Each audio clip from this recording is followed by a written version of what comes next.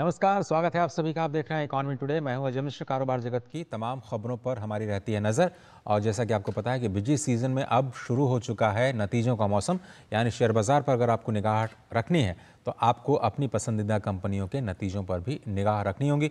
आपको बताएंगे शेयर बाजार का हाल, लेकिन शुरुआत करते हैं बिजनेस की हेडलाइंस, जिन्हें हम कहते हैं टॉप लाइन्स। वित्त मंत्री निर्मला सीतारमण 17 से 26 अक्टूबर तक मैक्सिको और अमेरिका की आधिकारिक यात्रा पर होंगी। टेक लीडर्स राउंड टेबल की करेंगे अध्यक्षता। आईएमएफ विश्व बैंक की वार्षिक बैठक में भी होंगी शामिल। पीएम गति शक्ति के डिस्ट्रिक्ट वर्जन की हुई शुरुआत। 27 आकांक्षी जिलों से होगी शुरुआत। 18 महीनों में 750 जिलों तक होगा विस्तार। 6G तकनीक में दुनिया का नेतृत्व करने का भारत का है लक्ष्य, बोले केंद्रीय संचार मंत्री ज्योतिरादित्य सिंधिया। आज करेंगे दिल्ली में टेलीकॉम रेगुलेटर्स के अंतर्राष्ट्रीय सम्मेलन का उद्घाटन। सम्मेलन में रेगुलेशन में उभरते ट्रेंड्स पर होगी चर्चा। और आज सपाट कारोबार के साथ खुले भारतीय शेयर बाजार। शुरुआती कारोबार में सेंसेक्स 81,600 के पार, निफ्टी 25,000 के करीब कारोबार करता नजर आया।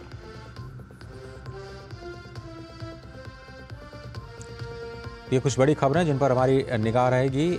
प्रधानमंत्री गति शक्ति योजना के डिस्ट्रिक्ट वर्जन से क्या होगा फायदा, आपको बताएंगे। साथ ही साथ टेलीकॉम सेक्टर पर होगी चर्चा। लेकिन सबसे पहले बात करते हैं बाजारों की। आज देखते हैं कि किस तरह से शुरुआत हुई गिफ्ट निफ्टी की आज के शुरुआती कारोबार में। 30 अंकों पर 25,084 का स्तर। गिफ्ट निफ्टी से संकेत सकारात्मक, लेकिन इस वक्त अगर बाजारों की चाल देखें तो वो नेगेटिव बायस के साथ कारोबार करते हुए नजर आ रहे हैं। सेंसेक्स की ओपनिंग 177 अंक नीचे 81,642 के स्तर पर हुई। थोड़ा सा संभलता हुआ बाजार जरूर नजर आ रहा है। 45 अंक नीचे 25,011 पर निफ्टी खुला। बैंक निफ्टी पॉजिटिव टेरिटरी के साथ बिल्कुल फ्लैट कारोबार कर रहा है। मिड कैप में थोड़ी सी हलचल देखी जा रही है जो कि सकारात्मक है। लेकिन जैसा कि हमने आपको बताया कि कुछ कंपनियों के नतीजे आने बाकी हैं। Bajaj auto, L&T tech, Crisil, Mphasis, इन कंपनियों के Q2 रिजल्ट्स पर निगाह रखनी होगी। BPCL 1.3% की बढ़त के साथ आज का चैंपियन। शुरुआती कारोबार में सबसे ज़्यादा बढ़त आज के निफ्टी स्टॉक्स में BPCL में देखी जा रही है। HDFC लाइफ, कोल इंडिया, SBI लाइफ और डॉक्टर रेड्डीज में भी बढ़त का सिलसिला शुरू हो चुका है। सबसे ज़्यादा एक्टिव शेयर्स में HDFC बैंक इस वक्त दिखाई दे रहा है। ग्लोबल मार्केट्स की बात करें तो इस वक्त मिला जुला रुख देखने को मिला। इस बीच महिंद्रा एंड महिंद्रा में 1.13% की गिरावट। अल्ट्राटेक सीमेंट, ट्रेंट, TCS और नेस्ले इंडिया में 1 से 1.25% की गिरावट दिखाई दे रही है। और आगे बढ़ते हैं। वित्त मंत्री निर्मला सीतारमण 17 से 26 अक्टूबर तक मैक्सिको और अमेरिका की आधिकारिक यात्रा पर हैं। 20 अक्टूबर तक मैक्सिको की अपनी पहली आधिकारिक यात्रा के दौरान वित्त मंत्री अधिकारियों के एक प्रतिनिधिमंडल का नेतृत्व कर रही हैं। इस दौरान दोनों देशों के बीच बढ़ते द्विपक्षीय आर्थिक और व्यापार संबंधों पर चर्चा होने की उम्मीद है। यात्रा की शुरुआत ग्वाइडलजारा से होगी, जहां वित्त मंत्री टेक लीडर्स राउंड टेबल की अध्यक्षता करेंगी। इसमें ग्वाइडलजारा में मौजूद प्रमुख भारतीय IT क्षेत्र के दिग्गजों सहित वैश्विक प्रौद्योगिकी क्षेत्र से जुड़े एक दिग्गज एक साथ इसमें हिस्सा लेंगे।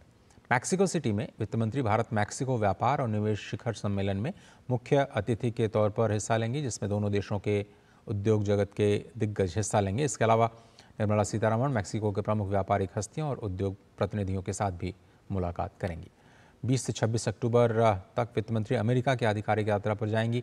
इस दौरान वे IMF और विश्व बैंक की वार्षिक बैठक में हिस्सा लेंगे और कई देशों और संगठनों के साथ द्विपक्षीय बैठकों के अलावा G20 वित्त मंत्रियों और केंद्रीय बैंक गवर्नर्स की बैठक में भी हिस्सा लेंगे।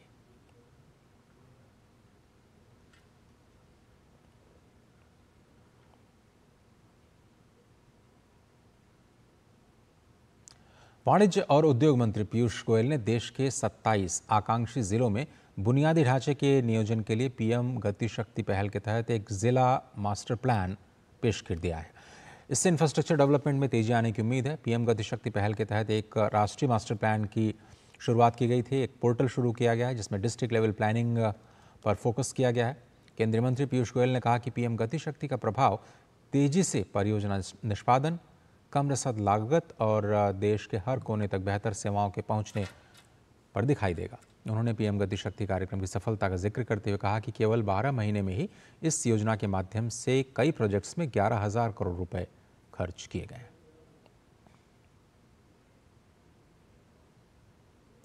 Rapidly developing our infrastructure across the country as we are becoming one of those countries in the world being recognized for modern, high quality infrastructure being created in time, being planned for the future and implemented with, I think, never seen before efficiency across the country. When we commit to spend 11,000 crores on infrastructure projects within 12 months, within a financial year. और आपको बताएं कि PM गति शक्ति एक ऐसी योजना है जिसमें कई सारे मंत्रालयों के डेटा लेयर्स एक साथ एक ही पोर्टल पर आते हैं, जिससे कि प्लानिंग करने में आसानी होती है। कई सारे लेवल्स पर इन पर जो पहले डिसीजन लेने में बहुत दिक्कतें होती थी, अब पीएम गति शक्ति के डेटा लेयर्स के आधार पर जो प्लानिंग है, चाहे वो किसी भी लेवल की हो, वो काफ़ी आसान हो जाती है। अब डिस्ट्रिक्ट लेवल पे इसकी शुरुआत की गई है, तो ज़िलों में जो मूलभूत सुविधाओं का विस्तार करना हो या फिर इंफ्रास्ट्रक्चर डेवलप करना होगा, अब उसमें आसानी होने की उम्मीद है। और पीयूष गोयल साहब ने यह भी कहा कि ये एक ऐसा मॉडल होगा जिससे जिस तरह से डिजिटल पब्लिक इंफ्रास्ट्रक्चर का इस्तेमाल करने के लिए भारत की सराहना हो रही है, ये मॉडल आने वाले दिनों में जो ग्लोबल साउथ है, खासतौर बहुत सारे देशों में इंफ्रास्ट्रक्चर डेवलपमेंट के लिए इस्तेमाल किया जा सकेगा। और पीएम गति शक्ति में इंटरेस्ट भी दिखाया है कुछ पड़ोसी देशों ने। आगे बढ़ते हैं। DPIIT ने कारोबार को आसान बनाने के लिए कुकवेयर, बर्तनों और डिब्बों के लिए अब क्वालिटी कंट्रोल आदेश में छूट की घोषणा की है। इसमें उद्यम पोर्टल के तहत पंजीकृत वो सूक्ष्म उद्यम शामिल हैं जहां संयंत्र और मशीनरी में निवेश 25 लाख से ज़्यादा नहीं है और टर्नओवर 2 करोड़ से ज़्यादा नहीं है। इसके अलावा एक विशेष प्रावधान के तहत पुराने स्टॉक को खाली करने के लिए 6 महीने की छूट दी गई है और पाउडर, जो सेमी सॉलिड, लिक्विड या गैस से भरे डिब्बों के आयात के लिए भी इनको छूट दी गई है। ये क्वालिटी कंट्रोल ऑर्डर 1 अप्रैल 2025 से लागू होंगे। लघु उद्यमों के लिए QCO 1 जुलाई 2025 और सूक्ष्म उद्यमों के लिए ये 1 अक्टूबर 2025 से प्रभावी होगा।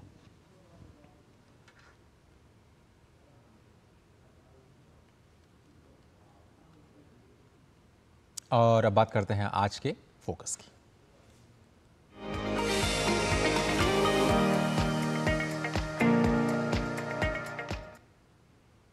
भारत विश्व टेलीकम्युनिकेशंस मानकीकरण सभा 2024 की मेजबानी करने वाला पहला एशियाई देश बन गया है। 36 अंतर्राष्ट्रीय मंत्रियों और 160 देशों के 3,300 प्रतिनिधियों की भागीदारी के साथ WTSA के इतिहास में ये सबसे ज़्यादा है। ये कार्यक्रम मानक निर्माण, नवाचार और टेलीकॉम प्रौद्योगिकी के विस्तार में नए मानदंड स्थापित करेगा। इस कार्यक्रम के उद्घाटन समारोह में प्रधानमंत्री नरेंद्र मोदी ने डिजिटल टूल्स के लिए एक वैश्विक मानक बनाने की अपील की है। आइए देखते हैं ये रिपोर्ट। दूरसंचार, डिजिटल और मोबाइल तकनीक के भव्य समागम में प्रधानमंत्री नरेंद्र मोदी।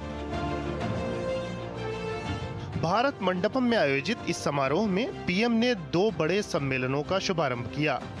पहली बार भारत की मेजबानी में हो रही अंतर्राष्ट्रीय दूरसंचार संघ की वर्ल्ड टेलीकम्युनिकेशन स्टैंडर्डाइजेशन असेंबली इस क्षेत्र से जुड़ी अगली पीढ़ी की तकनीकों के मानकों पर मंथन का बड़ा मंच है। कार्यक्रम में 190 से अधिक देशों के 3,000 से अधिक प्रतिनिधि हिस्सा ले रहे हैं। वहीं 8वीं इंडिया मोबाइल कांग्रेस में सेमीकंडक्टर, साइबर सुरक्षा, ग्रीन टेक, सेटकॉम और इलेक्ट्रॉनिक विनिर्माण जैसे मुद्दों पर चर्चा हो रही है। इसमें 400 से अधिक प्रदर्शकों और लगभग 900 स्टार्टअप के साथ साथ 120 से अधिक देश भागीदारी कर रहे हैं। पीएम ने अपने संबोधन में टेलीकॉम को भारत में कनेक्टिविटी ही नहीं, समानता और अवसरों का भी माध्यम बताया। पीएम ने कहा कि भारत ने डिजिटल तकनीक का लोकतांत्रिकरण किया है। वैश्विक संघर्षों का जिक्र करते हुए पीएम ने कहा कि भारत हमेशा विश्व को जोड़ने की दिशा में प्रयास करता रहा है। प्राचीन सिल्क रूट से लेकर आज के टेक्नोलॉजी रूट तक भारत का हमेशा एक ही मिशन रहा है, दुनिया को कनेक्ट करना और प्रगति के नए रास्ते खोलना।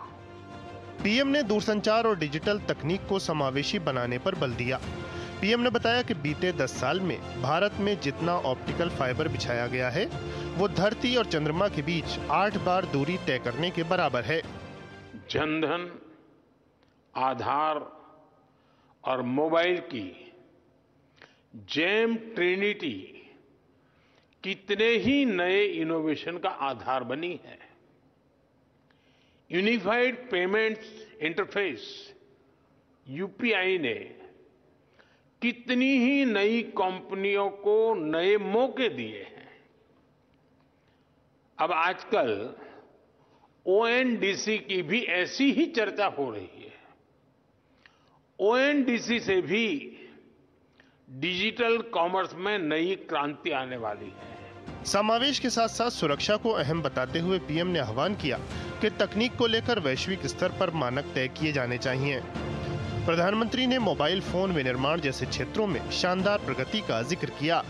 पहले हम ज्यादातर फोन बाहर से इंपोर्ट करते थे, आज हम पहले से 6 गुना ज्यादा मोबाइल फोन भारत में बना रहे हैं। हमारी पहचान एक मोबाइल एक्सपोर्टर देश की है और हम इतने पर ही नहीं रुके हैं। अब हम चिप से लेकर फिनिश प्रोडक्ट तक दुनिया को एक complete made in India phone देने में जुटे हैं। प्रधानमंत्री ने भारत मंडपम में एक प्रदर्शनी का भी अवलोकन किया। इसमें दूरसंचार और डिजिटल तकनीक के क्षेत्र में हो रही प्रगति को प्रदर्शित किया गया है। इन मंचों के माध्यम से टेलीकॉम और मोबाइल जैसे क्षेत्रों से जुड़े दिग्गजों और हजारों प्रतिनिधियों के साथ आने से इन सेक्टरों में भविष्य के लिए प्रगति की राह तैयार करने में मदद मिलेगी। शैलेंद्र मिश्र और तापस भट्टाचार्य के साथ ब्यूरो रिपोर्ट, डीडी न्यूज। और फिलहाल वक्त है एक छोटे से ब्रेक का। आप देख रहे हैं इकोनॉमी टुडे।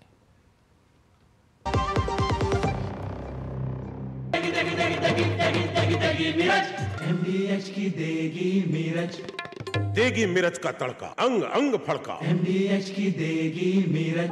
बेटियां घर की रौनक हैं, बेटियां घर संवारती हैं, बेटियां पीढ़ियां सजाती हैं, बेटियां घर की बुनियाद कहलाती हैं। बेटियों को सलाम करता है मोंगिया स्टील, स्टील का बादशाह। अब लोन प्रोसेसिंग में इतनी देरी, ये सब ना तुमसे नहीं होगा। लो तुम ही कर लो। देखो तुम झूठ बोला ना। इधर आओ। क्या बात? फाइनेंशियल एसेट्स का प्रमाण देना है, इस वजह से लोन अटका है। देखो, अकाउंट एग्रीगेटर से जुड़ो। अकाउंट एग्रीगेटर बैंक इत्यादि के पास उपलब्ध आपकी वित्तीय जानकारी को आपकी स्पष्ट सहमति से ऋण देने वाली वित्तीय संस्थाओं से साझा करता है। पापा, it was so easy. RBI कहता है जानकार बनिए, सतर्क रहिए। बात जब पीढ़ियों के लिए बनने वाले घर की हो तो जिम्मेदारी बड़ी हो जाती है। गैलेंट समझता है ये जिम्मेदारी। अब डबल एम रिब्स के साथ गैलेंट एडवांस TMT रीबार, निर्माण का रियल हीरो। वाणिज्य और उद्योग मंत्री पीयूष गोयल ने 8वीं भारतीय मोबाइल कांग्रेस के दौरान कहा कि भारत का लक्ष्य विश्व स्तर पर प्रौद्योगिकी के क्षेत्र में अपनी भूमिका को आगे रखना है। Whether it is the India Mobile Congress, which converges with the ITU's standardization mission, which has merged with the TPC's mission to make India Atmanirbhar, self-reliant, which has merged with our vision to become a partner with the world and work along with other countries, whether it is cyber security, whether it's safer equipment, whether it's affordable solutions. I think the fact that India today engages with the world from a position of strength. और केंद्रीय संचार मंत्री ज्योतिरादित्य सिंधिया ने कहा कि Bharat 6G तकनीक में दुनिया का नेतृत्व करने का लक्ष्य रखता है। साथ ही भारत 6G गठबंधन के माध्यम से 6G मानकीकरण के लिए कम से कम 10% पेटेंट का योगदान दे सकता है। भारत ने 5I का प्रस्ताव WTSA में रखा, उसे स्वीकृत किया गया।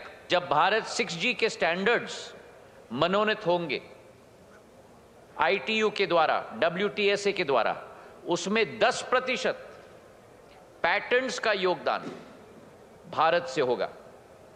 10,000 हमारे रिसर्च की कंट्रीब्यूशन होगी।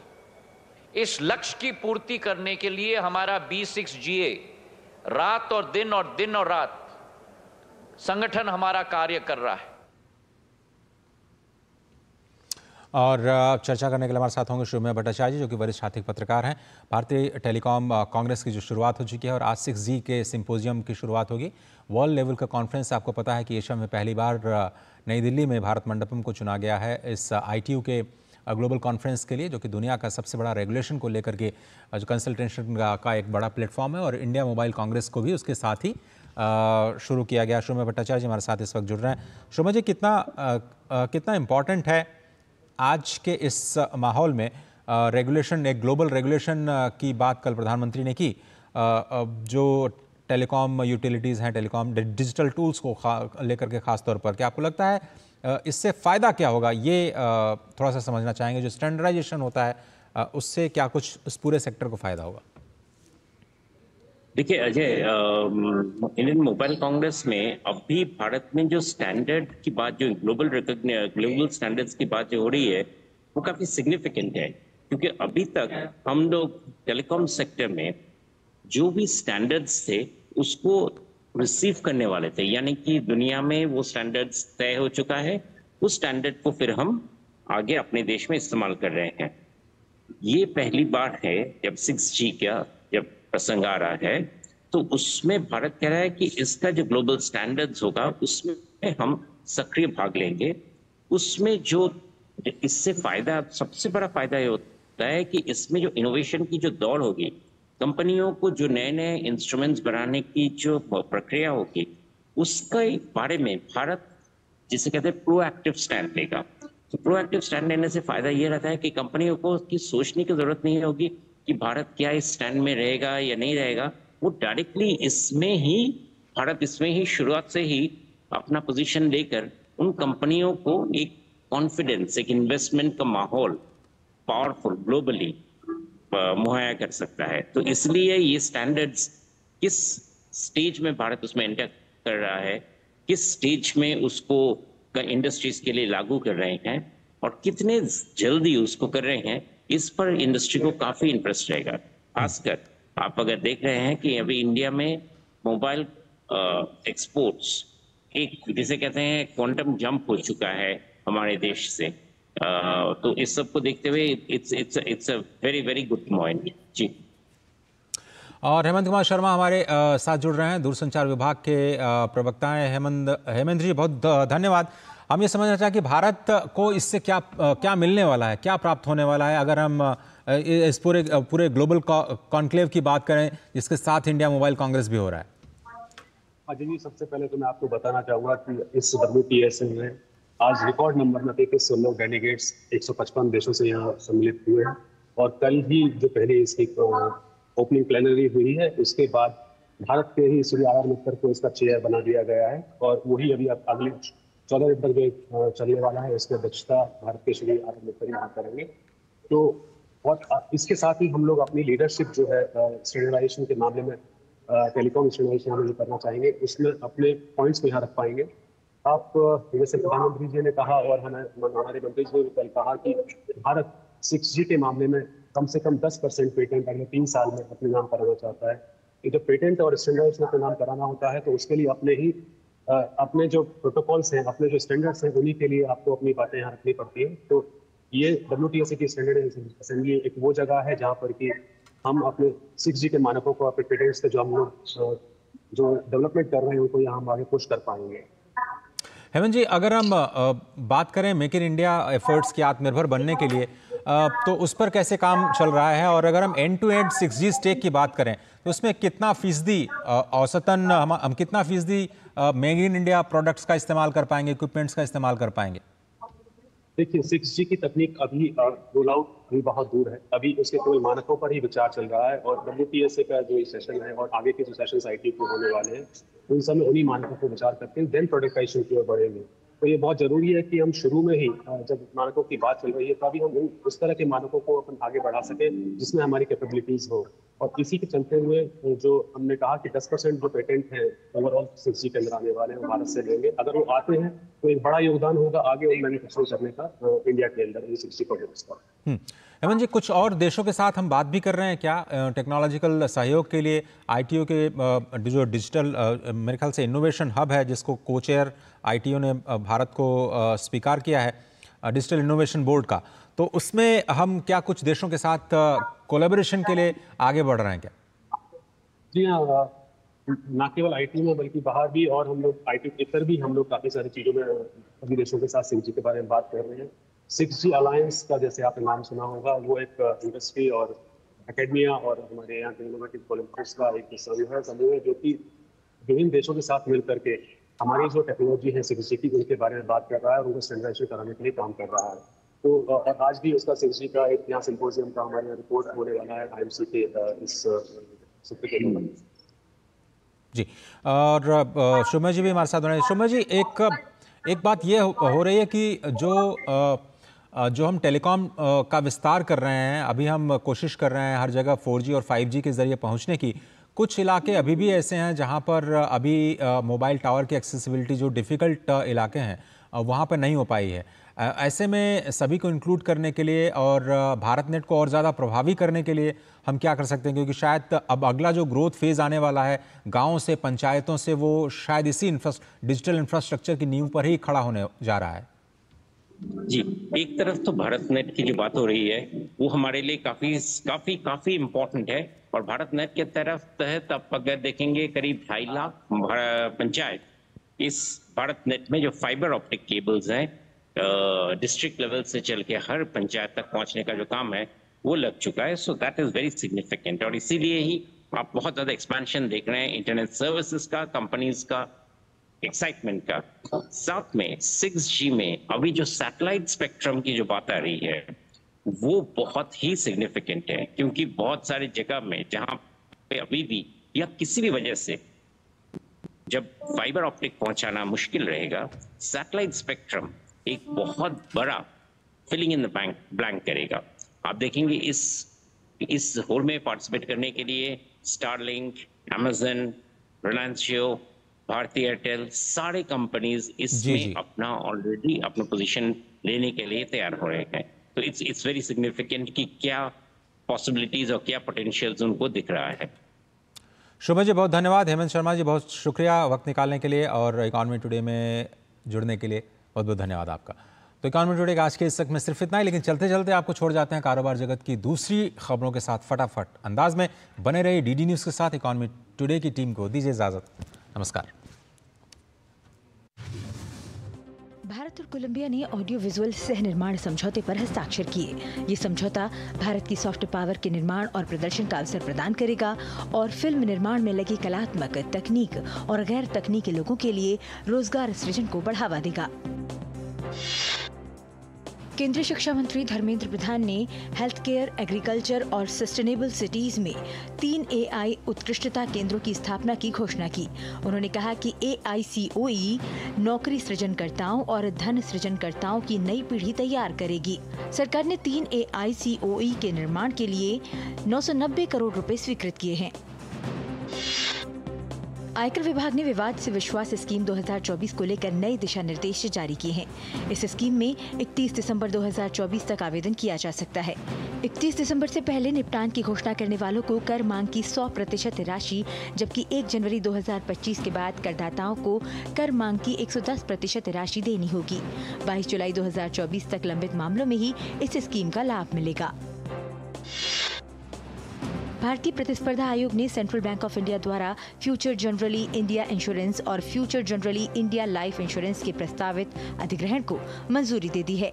इसमें सेंट्रल बैंक ऑफ इंडिया द्वारा FGIICL में 24.91% इक्विटी हिस्सेदारी और FGILCL में 25.18% इक्विटी हिस्सेदारी का अधिग्रहण शामिल है। सेबी 19 नवंबर को मंगलम एग्रो प्रोडक्ट्स, सुमंगलम इंडस्ट्रीज और फाल्कन इंडस्ट्रीज इंडिया की 15 संपत्तियों की नीलामी करेगा। ये कदम सेबी द्वारा इन कंपनियों द्वारा मानदंडों का उल्लंघन करके निवेशकों से एकत्र किए गए धन की वसूली के प्रयासों का हिस्सा है। भारत की सबसे बड़ी एयरलाइन इंडिगो के corporate venture capital fund Indigo ventures ने सेबी से मंजूरी प्राप्त कर ली है। इंडिगो वेंचर्स का निवेश अगले साल मार्च तक शुरू होने की उम्मीद है। डीजीसीए की ओर से जारी आंकड़ों के मुताबिक भारत में घरेलू विमान यात्रियों का ट्रैफिक 2024 के पहले 9 महीनों में बढ़कर करीब 12 करोड़ हो गया है। इसमें पिछले वर्ष की समान अवधि के मुकाबले करीब 5% का इजाफा देखने को मिला है। टाटा ग्रुप ने अगले 5 वर्षों में 5 लाख नौकरियों का सृजन करने की महत्वाकांक्षी योजना बनाई है। टाटा ग्रुप के चेयरमैन एन चंद्रशेखरन ने इसकी जानकारी दी। उन्होंने बताया कि ये नौकरियां सेमीकंडक्टर्स, इलेक्ट्रिक वाहनों, बैटरी और संबंधित उद्योगों में होंगी। भारत में साइबर सुरक्षा नौकरियों में 14% का इजाफा हुआ है। इंडीड की रिपोर्ट में सितंबर 2023 से सितंबर 2024 तक के लिए ये डेटा जारी किया गया है। बेंगलोर 10% लिस्टिंग के साथ सबसे आगे है। इसके बाद दिल्ली, एनसीआर और हैदराबाद का स्थान है। सरकार ने वर्ष 2032 तक तिलहन उत्पादन को 64% बढ़ाकर करीब 20 मिलियन टन प्रतिवर्ष करने का लक्ष्य रखा है, जो वर्तमान में करीब 12 मिलियन टन है। इस कदम का उद्देश्य खाना पकाने के तेलों के बढ़ते आयात बिल को कम करना है। काउंटर पॉइंट की रिपोर्ट के मुताबिक ऑनलाइन प्लेटफॉर्म पर क्रेडिट कार्ड से लेन देन में 106% का उछाल आया है। साथ ही यूपीआई से लेन देन में भी 60% की बढ़ोतरी हुई है। कुल भुगतान में 35 से 50% की बढ़ोतरी देखी गई है। एप्पल ने नए आईपैड मिनी को लॉन्च कर दिया है। ये आईपैड A17 प्रो चिपसेट से लैस है। ये एप्पल इंटेलिजेंस फीचर्स को भी सपोर्ट करता है। आईपैड मिनी की शुरुआती कीमत 49,900 रुपए है। नए आईपैड मिनी की सेल 23 अक्टूबर से शुरू होगी। अमेज़न के मुताबिक कॉर्पोरेट गिफ्टिंग में 134% से अधिक की वृद्धि दर्ज की गई है। कुल ऑर्डर में 95%, जबकि खरीदारों की संख्या में 107% की बढ़ोतरी हुई है।